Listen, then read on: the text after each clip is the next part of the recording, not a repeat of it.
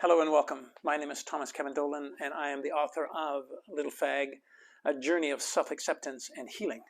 And I will read the prologue from my book from page 1, and the chapter of the prologue is, Why Didn't I Commit Suicide? Sometime during the late 1970s, I bought a gun. It was a Smith & Wesson .357 Combat Magnum. I thought it was pretty cool because of its nickel plating. The gleam from it was astonishing.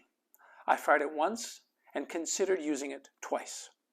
Frankly, I hadn't thought about including it in this book until a friend asked, with all the death and suicide, why didn't you kill yourself? One of my older brothers attempted suicide twice. The second time, he was successful. Another younger brother attempted suicide using the same technique as our older brother used. I was oblivious to the increased risks of suicide for a family that had experienced a death by suicide. Add to that the pain my family held by never uttering a word collectively about the impact of my brother's death by suicide. At the time, a number of folks commented about how uncharacteristic it was of me to own a gun. What it did do, though, was garner me a tremendous amount of attention simply because I owned it. For someone who craved acknowledgement, this was magic. Maybe if I believed they loved me, I wouldn't want to leave. When I reflect back on my years as a teenager and my formative years as a young adult, I can remember many thoughts of suicide. Did I want to die by suicide? Not really. I wanted to live, but I wasn't sure how to do that with the pain of being in the closet and the emotional scars I bore. And between the thoughts or hesitations of suicide and the ideation of how I might attempt suicide were the outstanding reasons why I didn't die by suicide.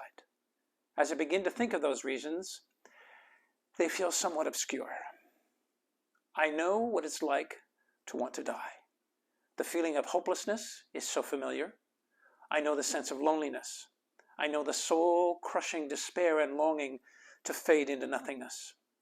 Try as I might to remember why I wanted to live, I'd constantly end up thinking of how to end my life. I had gotten myself many times to the point where I never cared, but the pain was real. I was apathetic to the world around me, and more importantly, to my own heart. I no longer cared to live. I was not experiencing joy. I didn't care about anything. I had no passion. Somehow, amidst the struggle, I sensed two truths I might be able to lean on. The first truth was that the constant in life is change, and the way I was feeling in those moments would not last. Awful feelings don't last forever. I mentioned firing the gun once. That happened when the friend I bought it from, whose dad was a police chief, took me out to the country. The sheer power of that weapon terrified me. I felled a tree with a single shot. Of the two times I considered using it after that, the first was in response to defending a violent rage my older brother was in against my mother and another sibling. I was awakened by the violence mid-afternoon and thought about appearing from my bedroom brandishing the gun. What stopped me was realizing that my older brother, the one who would die by suicide later in life, was quite capable of overwhelming me and using the weapon against all of us. The second time was the consideration of taking my life while using the gun. I drove to the outskirts of Calgary to a place called Bow Falls, which is quite magnificent. I had thought the roar of the falls would muffle the sound of the gunshot, and add to that, that the fall of my body into the water would ensure less of a mess for whoever might find me. All dizzyingly pragmatic and very matter of fact. As I stood on the mammoth boulders that formed the top of the waterfall with the loaded gun, I felt a gentle, calming nudge. The nudge felt caring.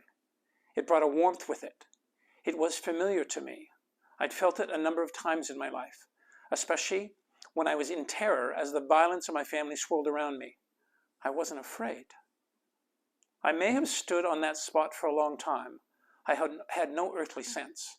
The water, as it tumbled over the ledge, lost its sound. All I could hear was my heartbeat, and I felt the warmth from this energy that was nudging me. Eventually, I was called to sit down.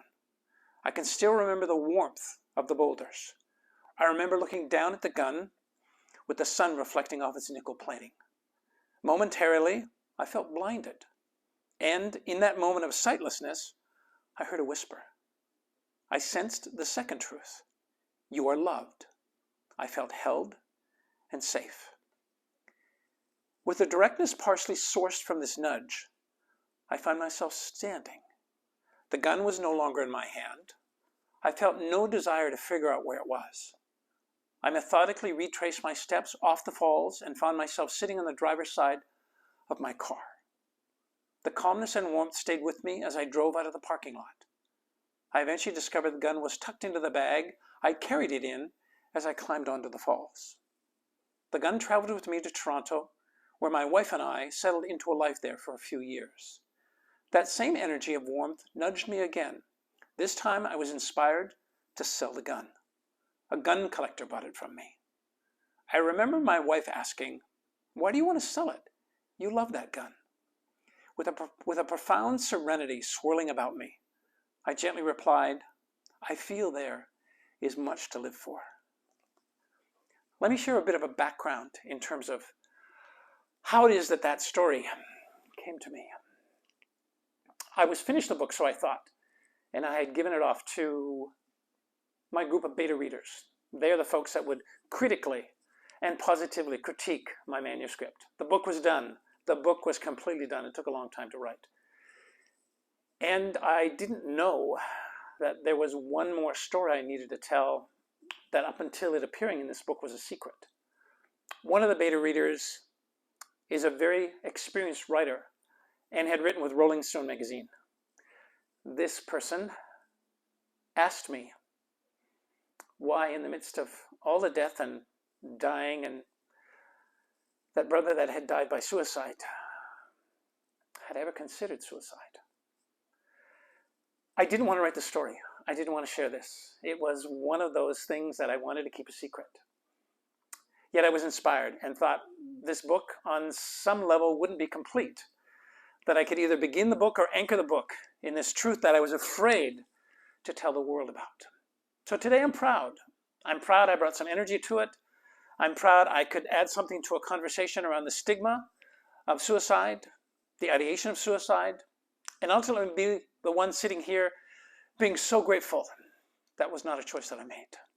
So I thought I would just share the background of how this final story, as it turned out, landed in my book that I never intended to write. So I'm grateful to this friend for inspiring me to actually share this in the book and today be able to share it with you.